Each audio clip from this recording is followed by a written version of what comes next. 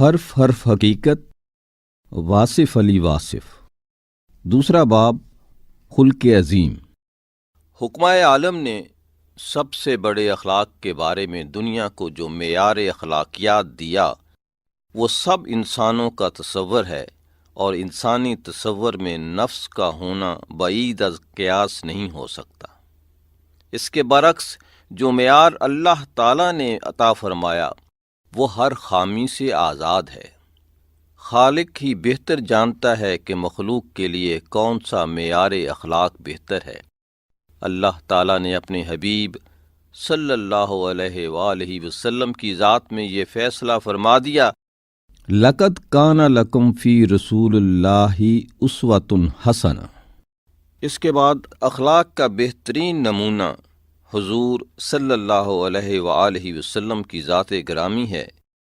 تکمیل انسانیت کا نقطہ عروج حضور صلی اللہ علیہ وسلم کی ذات اقدس ہے۔ تکمیل ذات میں تکمیل اخلاق کا دعویٰ اپنی تکمیل کے ساتھ موجود ہے۔ ذات کامل ہو تو صفت مکمل ہو جاتی ہے۔ ذات اور صفات کا رشتہ عجب ہے، کبھی صفت ذات کی پہچان ہے اور کبھی ذات صفت کی۔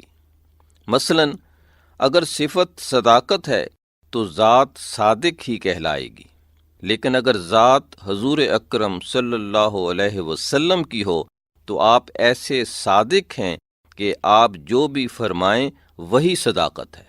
آپ صلی اللہ علیہ وآلہ وسلم کی ذات گرامی اتنی مکمل ہے کہ آپ صلی اللہ علیہ وسلم کے دم سے ہی صفات کی تکمیل ہوئی، صفات کو مرتبہ ملا، صفات کو تقدس ملا، پہچان ملی، عروج ملا۔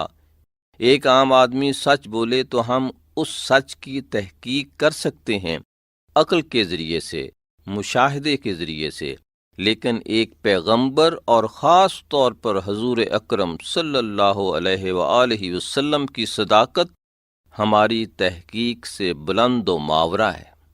حضور اکرم صلی اللہ علیہ وسلم نے زندگی کے معاملات میں جو بھی ارشاد فرمایا وہ صداقت ہے کہ ان کا مشاہدہ موجود تھا، لیکن کمال صفت تو یہ ہے کہ آپ صلی اللہ علیہ وسلم نے اللہ کریم کے بارے میں اور ماں بعد کے بارے میں جو کچھ ارشاد فرمایا وہ ہماری تحقیق میں نہ آ سکنے کے باوجود صداقت ہے، بلکہ صداقت مطلق ہے۔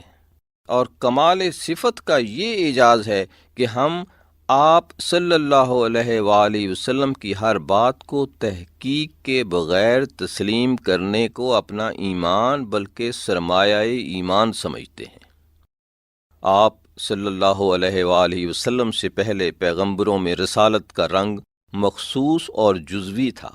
آپ صلی اللہ علیہ وآلہ وسلم کی شخصیت میں رسالت اپنے انتہائی رنگ سے ایسے مکمل ہوئی کہ اس کے بعد کسی رسول کی ضرورت ہی نہیں، یعنی آپ صلی اللہ علیہ وآلہ وسلم نے اخلاق کو اس درجہ مکمل فرمایا کہ اس کے بعد کسی اور تفصیل کی ضرورت ہی نہیں۔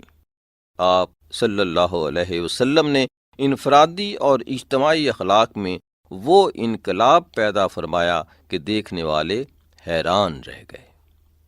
حضور اکرم صلی اللہ علیہ وآلہ وسلم کی تعلیم کا نتیجہ تاریخ نے دیکھا کہ آقا پیدل چل رہا ہے اور غلام سوار ہے۔ آپ صلی اللہ علیہ وسلم کے دم سے گویا اخلاق اور صفات کو سند عطا ہوئی۔ آپ صلی اللہ علیہ وآلہ وسلم کے اخلاق کی یہ تاثیر ہے کہ آپ جب ارشاد فرماتے تو سامعین سر جھکا کر اور خاموش ہو کر یوں سنتے جیسے ان کے سروں پر پرندے بیٹھے ہوں۔ آپ صلی اللہ علیہ وآلہ وسلم کا حسن اخلاق یہ ہے کہ آپ صلی اللہ علیہ وآلہ وسلم نے جس کو دفعتاً دیکھا وہ مرعوب ہو گیا، جو آپ صلی اللہ علیہ وسلم سے آشنا ہوا وہ محبت اور ادب کرنے لگ گیا۔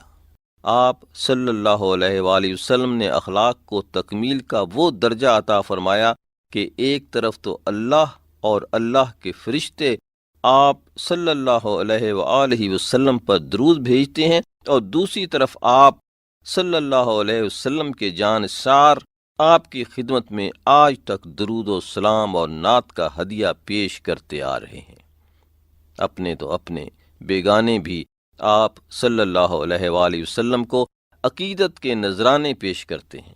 آج بھی 1400 سال کی دوری کے باوجود آپ دلوں کے قریب ہیں۔ آپ صلی اللہ علیہ وآلہ وسلم کی ذات اقدس میں جہاں اللہ کریم نے انسانیت کی تکمیل فرمائی، نبوت کی تکمیل فرمائی، وہاں اخلاق جلیلہ کی تکمیل بھی فرما دی۔ آپ صلی اللہ علیہ وآلہ وسلم کا کردار کی انتہا ہے، آپ کا ارشاد کی انتہا ہے، اور آپ صلی اللہ علیہ وسلم پر نازل ہونے والی کتاب آسمانی کتب کا حرف آخر۔ آپ صلی اللہ علیہ وآلہ وسلم کے اخلاق کے عالم کا یہ مقام ہے کہ اسے صداقت نبوت کے لیے دلیل کے طور پر پیش کیا گیا۔ سورہ یونس میں ارشاد ہے، میں نبوت سے پہلے تم لوگوں میں ایک عمر بسر کر چکا ہوں، کیا تم سمجھتے نہیں؟ گویا اعلان نبوت سے پہلے آپ صلی اللہ علیہ وآلہ وسلم کی 40 برس کی تمام عمر بھی مرقع اخلاق ہے۔ نبوت اخلاق کا نتیجہ نہیں، اخلاق نبوت کی عطا ہے۔ نبوت اور پھر آپ صلی اللہ علیہ وسلم کی نبوت کمال عطائے الہی ہے۔ جب اللہ کریم اپنے حبیب کو اخلاق کا معیار بنا کر پیش کرے تو وہ اخلاق کتنا مکمل ہوگا، اس کا اندازہ مشکل نہیں۔ دراصل اخلاق ایک ایسی راہ عمل ہے جس پر چلنے والے انسان کا کردار مخلوق خدا کے لیے بے ضرر اور منفعت بخش ہوتا ہے۔ انسانی سوچ اخلاق کا جو معیار دیتی ہے وہ قابل تاثیر ہو سکتا ہے، لیکن جب پیغمبر اخلاق کا معیار دے تو وہ معیار خدا کی طرف سے ہوتا ہے، اور خالق بہتر جانتا ہے کہ مخلوق کے لیے کون سا کردار بہتر ہے۔ حضور اکرم صلی اللہ علیہ وآلہ وسلم کے اخلاق کے بیان کے بارے میں جہاں تاریخ گواہ ہے، وہاں قرآن بھی شاہد ہے کہ اے پیغمبر صلی اللہ علیہ وآلہ وسلم، تم اعلیٰ اخلاق پیدا ہوئے۔ حضور صلی اللہ علیہ وآلہ وسلم کا اپنا ارشاد تکمیل اخلاق کے ضمن میں ایک مینارہ نور کی طرح درخشاں ہے۔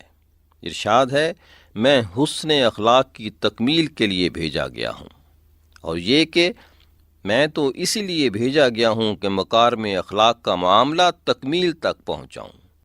شاید ہی کوئی ایسی اخلاقی صفت ہے جس کے اپنانے کی آپ نے تلقین فرمائی ہو اور جس پر آپ صلی اللہ علیہ وآلہ وسلم نے خود عمل کر کے نہ دکھایا ہو۔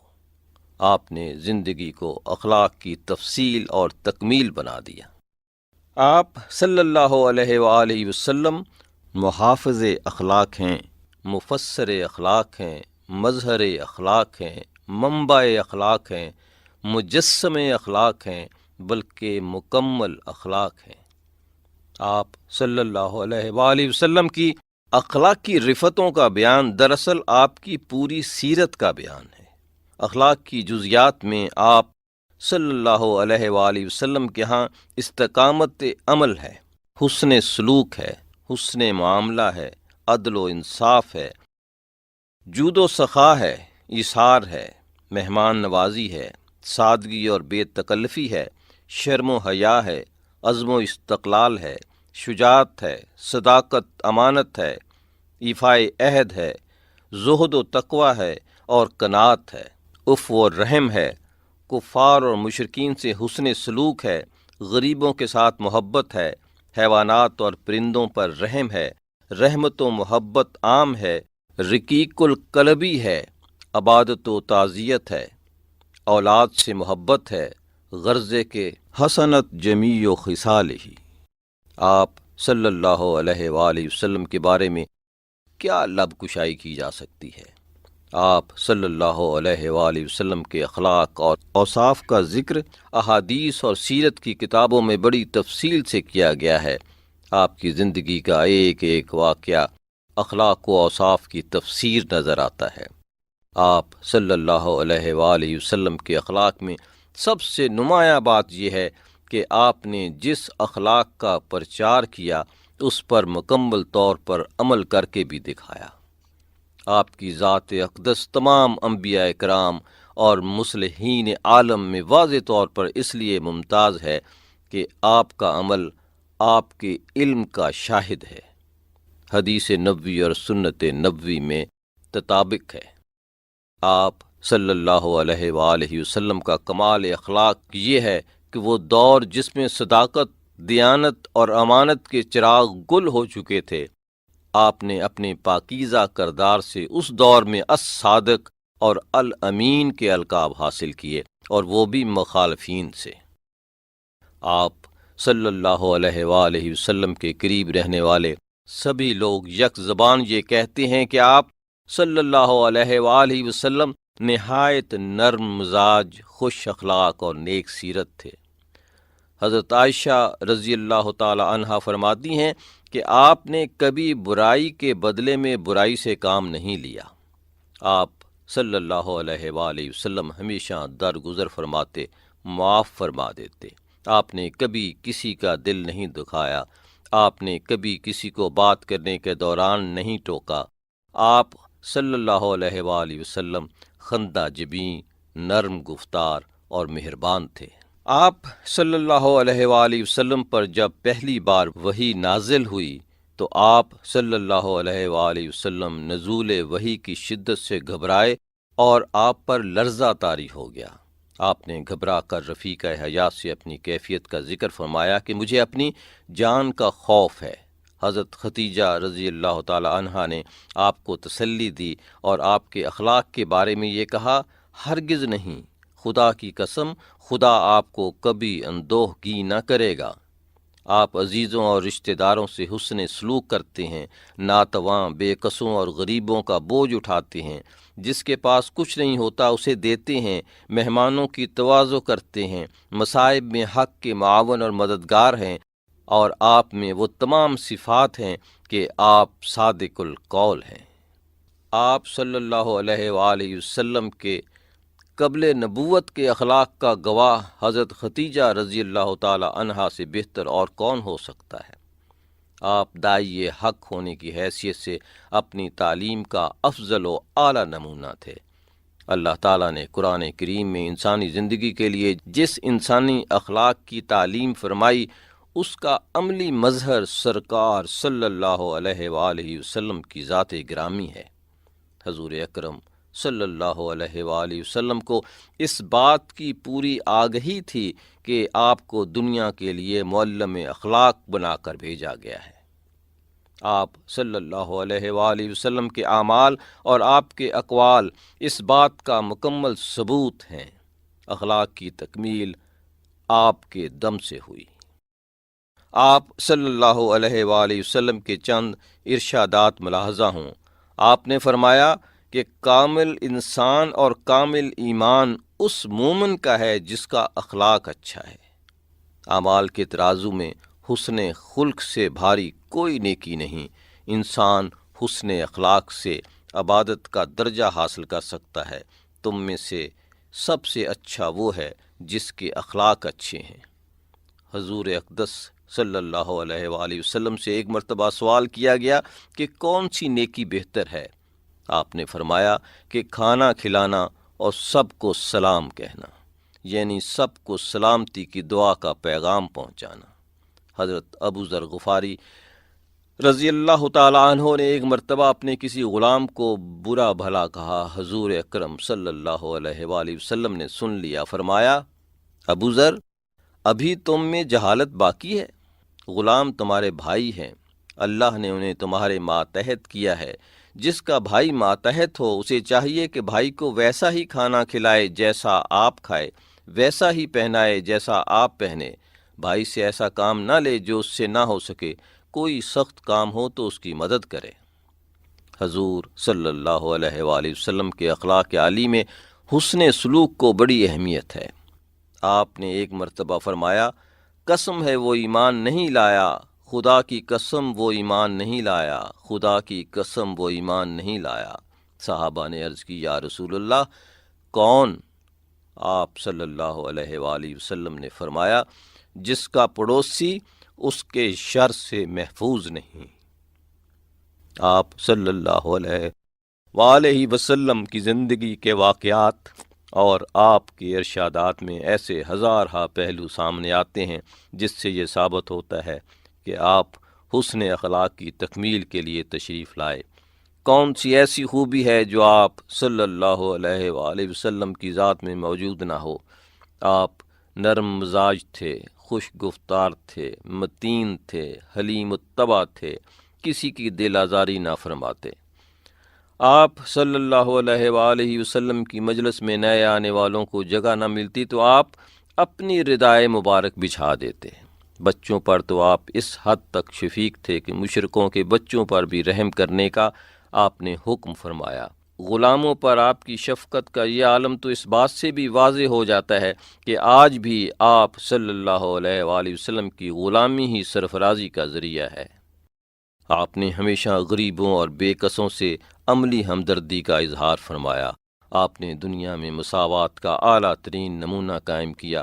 فتح مکہ کے بعد آپ کا ارشاد ہے، اے گروہ قریش، اللہ نے جہالت کا غرور اور نسب کا افتخار مٹا دیا۔ تمام لوگ آدم کی اولاد ہیں اور آدم مٹی سے بنے۔ اور خلق کا یہ عالم ہے کہ آپ صلی اللہ علیہ وآلہ وسلم کے پاس خلق عظیم ہے۔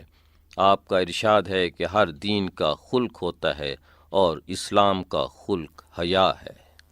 آپ صلی اللہ علیہ وآلہ وسلم کے پاس جو صفت بھی موجود ہے دائم ہے۔ آپ صلی اللہ علیہ وآلہ وسلم دائم الرضا ہیں، دائم الزہد ہیں، دائم الشوق ہیں، دائم الصبر ہیں، دائم الصدق ہیں اور دائم الامر ہیں، دائم الفکر ہیں۔ غرضے کہ آپ ہمہ وصف و موصوف ہیں۔ حسن آپ صلی اللہ علیہ وآلہ وسلم کی صفت ہے اور صفت آپ کا حسن۔ آپ صلی اللہ علیہ وآلہ وسلم ہمیشہ حشاش بشاش رہے اور اللہ تعالیٰ کے خوف اور اللہ کی محبت نے آپ کو دنیا کے خوف اور محبت سے آزاد کر دیا۔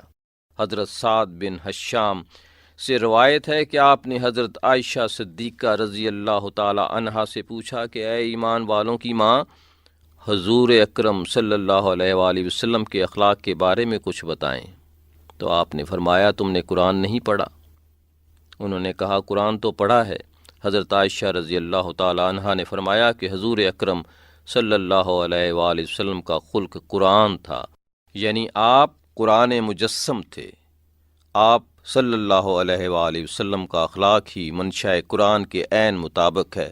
قرآن کو پڑھیں تو ایسا محسوس ہوتا ہے کہ قرآن جس اخلاق کی تعلیم دے رہا ہے وہ حضور ہی کا اخلاق ہے، اور حضور کی زندگی اور آپ صلی اللہ علیہ وآلہ وسلم کے اخلاق کو دیکھیں تو یوں نظر آتا ہے کہ آپ کا اخلاق قرآن ہی کا اخلاق ہے۔ اللہ کا پسندیدہ اخلاق آپ کی ذات میں اور آپ کا اخلاق اللہ تعالیٰ کے ارشاد میں موجود ہے۔ اس لیے آپ صلی اللہ علیہ وآلہ وسلم کے اخلاق کی پیروی ہی رضائے الہی کا ذریعہ ہے۔ اخلاقیات کے تمام مکاتیب فکر اس بات پر متفق ہیں کہ رحم اخلاق کی اعلیٰ صفت اور حضور صلی اللہ علیہ وآلہ وسلم کی ذات مبارکہ میں رحم اور رحمت کا یہ عالم ہے کہ آپ کے بارے میں ارشاد فرمایا، وَمَا أَرْسَلْنَاكَ إِلَّا رَحْمَةً لِّلْعَالَمِينَ، کہ آپ تمام مخلوق کے لیے رحمت مجسم بنا کر بھیجے گئے ہیں۔ اپنا بیگانہ، مومن، کافر، چرند پرند، ذی جان بے جان، مرئی یا غیر مرئی، کوئی مخلوق ہو، آپ صلی اللہ علیہ وسلم کی رحمت کا سایہ سب کے لیے ہے اور ہمیشہ کے لیے ہے۔ آپ صلی اللہ علیہ وسلم کو جب بھی کسی نے کفار پر لعنت بھیجنے کے لیے کہا، آپ نے ہمیشہ یہی فرمایا کہ میں لعنت کے لیے نہیں، رحمت کے لیے بھیجا گیا ہوں۔ روایت ہے کہ حضور اقدس صلی اللہ علیہ وآلہ وسلم کی خدمت میں ایک شخص حاضر ہوا، آپ کے روب و جمال سے کانپنے لگا۔ آپ نے فرمایا، اپنے آپ کو سنبھال، میں کوئی بادشاہ نہیں، میں تو قریشی ماں کا بیٹا ہوں جو سوکھا گوشت کھایا کرتی تھی۔ آپ صلی اللہ علیہ وآلہ وسلم لغزشوں کو معاف فرمانے والے تھے۔ حضرت انس رضی اللہ تعالیٰ عنہ سے روایت ہے کہ میں نے حضور اقدس کی خدمت کی ہے، میں نے کبھی آپ کو یہ کہتے نہیں سنا کہ تم نے ایسا کیوں کیا اور ایسا کیوں نہ کیا؟ غلاموں کے ساتھ شفقت کا یہ عالم ہے کہ ایک شخص نے عرض کی، یا رسول اللہ، غلاموں کا قصور کتنی دفعہ معاف کریں؟ آپ خاموش رہے۔ اس نے جب تیسری مرتبہ یہی گزارش کی تو آپ صلی اللہ علیہ وآلہ وسلم نے فرمایا، ہر روز 70 مرتبہ۔ حضور اقدس صلی اللہ علیہ وآلہ وسلم اکثر دعا فرمایا کرتے تھے کہ اللہ مجھے مسکین زندہ رکھ، مسکین اٹھا، مسکینوں ہی کے ساتھ میرا حشر ہو۔ حضرت عائشہ رضی اللہ تعالی عنہا نے دریافت کیا، یہ کیوں؟ آپ نے فرمایا، اس لیے کہ مسکین دولت مندوں سے پہلے جنت میں جائیں گے۔ آپ صلی اللہ علیہ وآلہ وسلم کی روزمرہ کی زندگی انتہائی سادہ تھی۔ آپ صلی اللہ علیہ وآلہ وسلم میں تکلف اور تصنع کا سایہ تک نہیں تھا۔ نماز، خوراک، رہائش میں ہمیشہ سادگی سے کام لیتے۔ عمارت اور فضولیات آپ کو ناپسند تھیں۔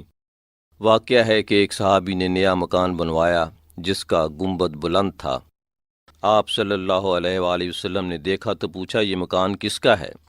لوگوں نے بتایا۔ آپ چپ رہے اور وہ شخص جب حسب معمول آپ کی خدمت میں حاضر ہوا اور سلام کیا تو آپ نے منہ پھیر لیا۔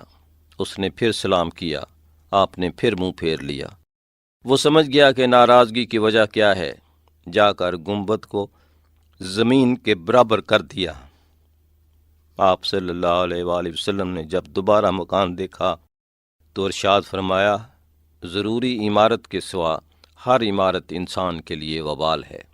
ایک دفعہ آپ صلی اللہ علیہ وآلہ وسلم ایک چٹائی پر آرام فرماتے، اٹھے تو لوگوں نے دیکھا کہ پہلو مبارک پر نشان پڑ گئے ہیں۔ عرض کیا، یا رسول اللہ، ہم لوگ کوئی گدا منگوا کر حاضر کریں۔ آپ صلی اللہ علیہ وسلم نے فرمایا، مجھ کو دنیا سے کیا غرض؟ مجھے دنیا سے اتنا ہی تعلق ہے جتنا اس سوار کو جو تھوڑی دیر کے لیے کسی درخت کے سائے میں بیٹھ جاتا ہے پھر اس کو چھوڑ کر آگے بڑھ جاتا ہے۔ آپ صلی اللہ علیہ وآلہ وسلم نے سادہ زندگی کو ہی بلند خیالی کے لیے لازمی قرار دیا۔ دنیا کے تمام مفکرین اخلاق نے آج تک جتنے بھی اخلاق کے اصول بنائے ہیں، آپ صلی اللہ علیہ وآلہ وسلم کی زندگی ان اصولوں کی مظہر ہے۔ آج کے زر پرست اور ہوس پرست معاشرے میں شاید یہ بات سمجھنا مشکل ہو کہ وہ انسان جو پیغمبروں کا امام ہو، اللہ کا محبوب ہو، قبیلے کا سردار ہو، جس کا نام لوگوں کے ایمان کا حصہ ہو، جس کا علم دلوں پر جاری ہو، جس کے اشاروں پر لوگ اپنی جان نثار کرنے کو سعادت سمجھتے ہوں، اس انسان کے جسم مقدس پر کوئی پیوند دار لباس ہو اور پیوند بھی اپنے دستے مبارک سے لگائے ہوں، جس کو دولت معراج عطا ہو رہی ہے، عروج کی انتہا ہو رہی ہے، اس کی زندگی اتنی سادہ ہو کہ حضرت عمر رضی اللہ تعالی عنہ دیکھیں تو ان کی آنکھوں سے آنسو جاری ہو جائیں کہ کیسر و کسرا تو باغ و بہار کے مزے لوٹیں اور آپ صلی اللہ علیہ وآلہ وسلم اللہ کے پیغمبر ہوتے ہوئے اس حال میں زندگی بسر کریں۔ اور پھر حضور صلی اللہ علیہ وآلہ وسلم سادگی اور یقین سے یہ ارشاد فرمائیں، اے عمر، تم کو یہ پسند نہیں کہ ان کے لیے دنیا ہو اور ہمارے لیے آخرت۔ حضور اقدس صلی اللہ علیہ وآلہ وسلم نے اخلاق انسانی کو تکمیل کے اس درجے تک پہنچا دیا کہ یہ اخلاق آسمان ہو کر رہ گیا۔ اللہ نے انسانوں کے لیے جو بھی اخلاق پسند فرمایا وہ دراصل اخلاق محمدی ہے۔ حضور صلی اللہ علیہ وآلہ وسلم نے جس اخلاق کو پیش کیا وہ دراصل اللہ کا پسندیدہ اخلاق ہے۔ کوئی خوبی ایسی نہیں جو حضور پر نور میں نہ ہو۔ آپ ایفائے عہد میں اتنے بلند تھے کہ آپ 3 دن تک ایک جگہ کھڑے رہے۔ ایک انصاری نے آپ سے ٹھہرنے کا وعدہ لیا اور وہ خود بھول گیا۔ 3 دن کے بعد جب وہ وہاں سے گزرا، آپ صلی اللہ علیہ وآلہ وسلم کو دیکھا تو اسے یاد آیا، لیکن آپ نے اسے صرف اتنا کہا کہ تو نے مجھے بہت تکلیف دی۔ حضور صلی اللہ علیہ وآلہ وسلم کے اخلاق کے بارے میں کیا کہا جائے؟ آپ صلی اللہ علیہ وسلم نے اللہ سے اسوہ حسنہ کی سند لی، دنیا نے آپ کو معلم اخلاق مانا، آپ صلی اللہ علیہ وآلہ وسلم پر نبوت کی تکمیل ہوئی، انسانیت کی تکمیل ہوئی اور اخلاق کی تکمیل ہوئی۔